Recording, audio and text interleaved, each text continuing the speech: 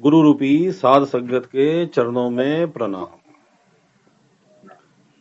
काल खड़ा है तोहे द्वारे, हर का नाम ही तोहे उधारे। काल जो है प्रथम रूप में यम के रूप में मनुष्य के को ग्रास करने के लिए खड़ा है। पहले तो मनुष्य रूप में काल खड़ा है। जीव को जो है, ये जीवन जो है हमारा, ये बहुत ही छोटा है। हम इसको व्यर्थ ही दूसरे कामों में गवा रहे हैं, दूसरे कामों की अटैचमेंट में गवा रहे हैं। संसारिक जितनी काम की आवश्यकता है, कर्म की आवश्यकता है, जितना परिवार के प्रति, जितना इस शरीर के प्रति, जितना हम इस संसार में जो बंधनों में हैं उनके प्रति जरूरत है, जीव को उतना करना चाहिए बिना अटैचमेंट के।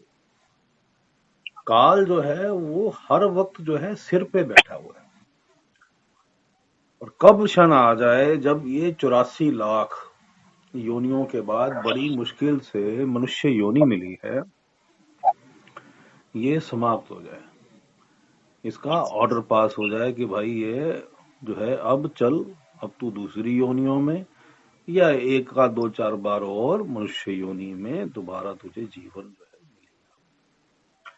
और उस जीवन में भी तू काल के, वो तो तेरे सिर पे दूसरे रूप पे खड़ा है, काल के रूप में, जो तुझे जीवन मरण के चक्कर से छूटने नहीं देता। एक तरफ तो वो यम के रूप में जो है तेरे प्राण हरने के लिए खड़ा है, और एक तरफ जो है वो तुझे जीवन मरण रूपी चक्र से छूटने नहीं देता। उसका एक ही उद्देश्य है कि ये जीव आत्माएं जितनी भी मिली हैं उसे परमात्मा से इस संसार पे राज करने के लिए उनको उसने भटका रखा है मन के रूप में, और सहायता ले रखी है माया की और प्रकृति। ये जो है कहीं छूट के जीवन मरण के चक्र से बाहर ना निकल जाए, और मेरी जो आत्माएं जो है कम ना हो जाए। जिस प्रकार एक सेठ होता है ना, एक सेठ, सेठ का क्या होता है, बस धन एकत्रित करते रहना, तिजोरी में डालते रहना, कि मेरा जो धन जो है कहीं व्यय ना हो जाए, खर्च ना हो जाए। आप एक एग्जाम्पल के तौर पे यही स्वभाव काल का समझ लो कि भाई ये जो आत्माएं हैं ये बस मेरे ही अधीन रहे, कहीं ये कम ना हो जाए। उस सेठ की भांति जो एक दमड़ी भी खर्च के राजी नहीं होता, अंबार धनों के लगने के बावजूद भी, उसी प्रकार ये काल भी जो है वो आत्माओं को छूटने नहीं देना चाहता। उसकी पूरी कोशिश होती है, वह पूरी लड़ाई लड़ता है, वो पूरा प्रयत्न करता है, जन्मों जन्मों से प्रयत्न करता है, तेरे जन्मों जन्मों से, कि तू छूट के न निकल जाए उसके यहां से। तुझे परमात्मा का और उसका जो खेल है ये समझ ना आ जाए कि इससे कैसे छूटना है। कहीं तू पूर्ण गुरु ना प्राप्त कर ले, कहीं तू ध्यान जो है वो संसार से हटा के परमात्मा में ना लगा ले, कहीं तू जीवन मरण चक्र से मुक्त ना हो जाए, अपने निज धाम ना पहुंच जाए।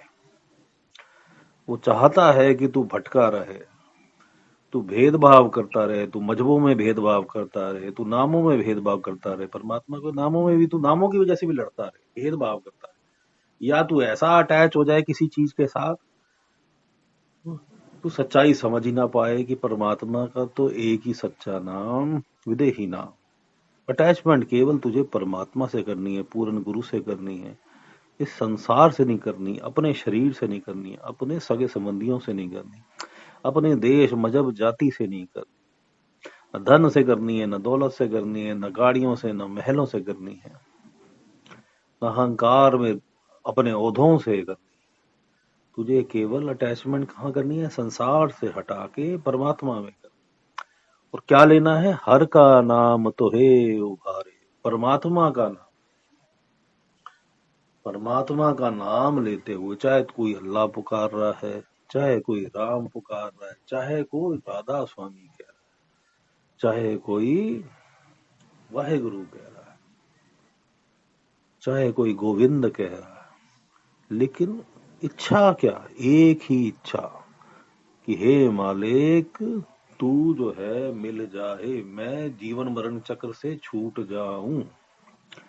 और जो तेरा विदेही नाम है, जो तेरा सत नाम है, जिसके सिमरन से जो तेरे दरबार की चाबी है, वो पूर्ण गुरु द्वारा मुझे मिल जाए, जिसको सिमरन करने से मैं जो है ये जो काल का फंदा है उसको काट के, ये यम के फंदे को भी काट के, ये काल के फंदे को भी काट के मैं इस संसार से, जीवन मरण चक्र से छूट जाऊं। मैं फिर इस योनि चक्र में ना। हे मालिक तू दया कर, तू दया कर, दया कर, दया कर। इसी प्रकार जो है जीव को परमात्मा का नाम सिमरन करते हुए, ध्यान को संसार से हटाते हुए, संसार की कामनाओं इच्छाओं से, नामों के झगड़ों में भी नहीं फंसना, ना अटैच होना है, ना मजहबों में अटैच होना है, ना केवल किससे अटैच होना है, पूर्ण संत से, ना डेरों में अटैच होना है। सेवा करनी है, वहां जाके करनी है, उस सेवा में कोई कमी नहीं, श्रद्धा आस्था विश्वास में भी कमी नहीं, लेकिन ये सारा संसार ही तेरा डेरा है। तेरा डेरा एक छोटा सा नहीं है, तू इस बात को समझ।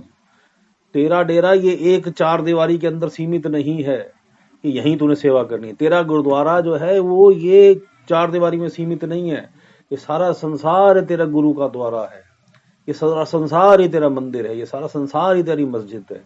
हर प्राणी की तूने सेवा करनी है, तू यहाँ पे सेवा कर। और किसको समर्पित कर दे उस सेवा को? परमात्मा को समर्पित कर दे, मालिक को समर्पित कर दे। तू कुछ नहीं कर रहा, तू नहीं, ये मान लेना है कि तू कुछ नहीं कर रहा।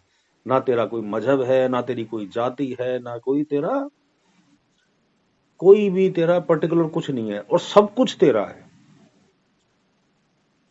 सब कुछ तेरा है, तू सब कुछ है।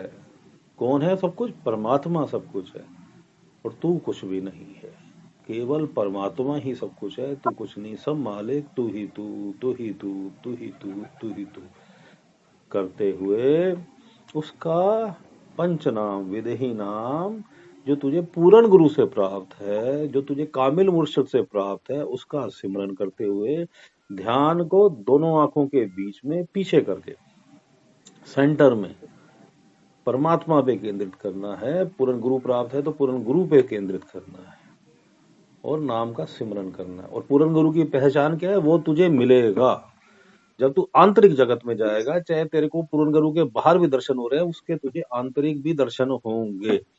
किस स्वरूप में होंगे? नूरी स्वरूप में, रेडियंट फॉर्म में होंगे तेरे।